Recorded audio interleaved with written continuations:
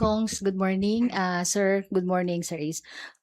Ayon po sa palasyo, wala pa pong natatanggap na request si Pangulong Marcos para sa authorization na mabuksan ang sealed BIR documents. Sinabi din nila na posibleng ang request ay maring manggaling sa House Prosecution o sa Impeachment Court. Sa panig po ba ninyo, maghahain po ba ang House Prosecution ng request kay Pangulong Marcos para sa authorization na ito at hintayin na lamang na ang magiging aksyon ng impeachment court?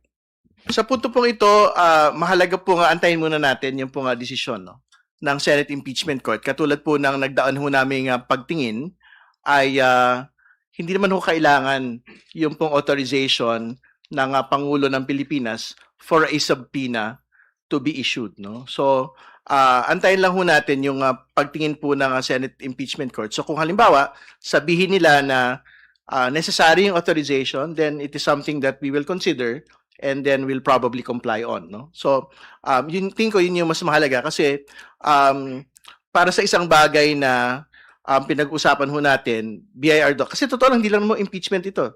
Do they actually mean na yung pong ordinaryong tao na meron hong halimbawa tax evasion case sa the Department of Justice, isasalang sa korte, ibig niyo ho bang sabihin each and every tax case ng ordinaryong tao, hindi ho impeachable official, will require the authorization of the President for these documents to actually be subpoenaed by ordinary courts? I don't think so. Which is why, very important ho, antayin po natin yung pong pagtingin ng Senate Impeachment Court kasi sinabi naman na ho namin, meron hong constitutional power yung pong Senate Impeachment Court to issue subpoenas to get at the truth. No? So, kung sabihin ho nila, they would want to be on the safe side and would require presidential approval for the unsealing or opening of BIR documents, then that is the time that we will probably have to comply. Ganun din ang aking pananaw. No? Siguro hintayin natin ang desisyon ng impeachment court at marami namang mga remedies no, na pwede. Ang mahalaga dito is that ang aming panawagan makita ang ebidensya, mailatag ang ebidensya, masuri ng ating mga impeachment court judges o senator judges at nang sa ganun makapagbuo sila ng konklusyon at desisyon pagdating ng panahon. Sir, another question. Just a reaction lang from you.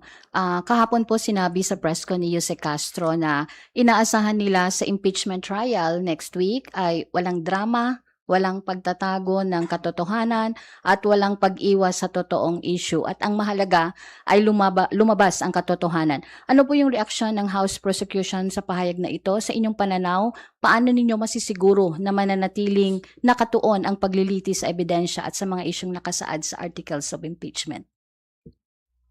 Tingin ko nakafocus naman ho yung prosecution panel sa una, ebidensya. No? Yan naman ho yung gawain nitong nakaraang mga linggo. Pangalawa, sa totoo lang ho, hanggat maaari naman po ay matapos na po ito.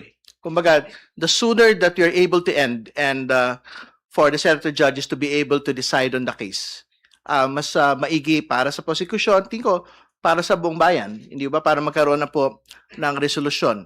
Ito pong bagay na ito, which basically requires na hindi ho tayo pwedeng mag-delay, hindi ho tayo pwedeng makupot sa drama-drama. And I don't think it is the business of the prosecution panel to undertake drama in such a matter of high importance. All right. Haji?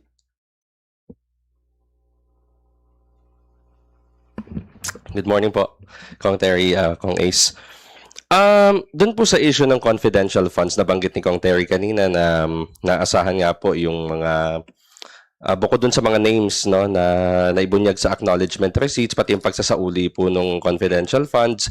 Tingin niyo po ba kapag natalakay na tong confidential funds issue, mas magiging malinaw sa publiko kung ano po ba yung mga kumbaga kasi syempre sa mga nakalipas pong mga statements ng Office of the Vice President, halimbawa, kapag sila po ay nakakakuha ng unmodified opinion na rating mula sa COA, na kumbaga mas magiging malinaw na yun pong mga rating mula sa COA ay hindi naman talaga nagre-reflect sa usapin ng confidential funds ng OVP. Kasi parang na ano po yun na-attribute po na wala naman pala talagang anomalya kasi may COA rating na ganito, yun na nakukuha yung OVP. Hindi, ang totoo naman po doon, pwede hong mag-exist yung pong unmodified opinion ng COA, samantalang meron po silang hinaharap na notice of disallowance at finality on the question of confidential funds misuse. So, ibig sabihin, wag ho nating linlangin yung bayan na just because meron kang unmodified opinion, clean slate na yung po isang particular po na opisina. Pwede hong magsabay, umiral ng magkasama yung pong bagay na yan. So, ibig sabihin, pinapasoli pa rin yung pong 448 million kahit po merong sinasabing unmodified opinion over the span of several years yung pong binabanggit nila. So, ibig sabihin, ang pinag-usapan lang naman sa unmodified opinion yung pag-present nung pong financial statements nung pong mga opisina ng pamahalaan. Ibig sabihin, hindi lang po special office yung OVP sa ganyan pong bagay. Maraming mga opisina sa buong burokrasya na nakakakuha ng unmodified opinion but at the same time, meron pong hinaharap na mga notices of disallowance, finality of decision po ng COA proper. So, great na meron pong unmodified opinion, pero tuloy pa rin po na may pinapasoling 448 million personal sa atin pong pangalawang Pangulo.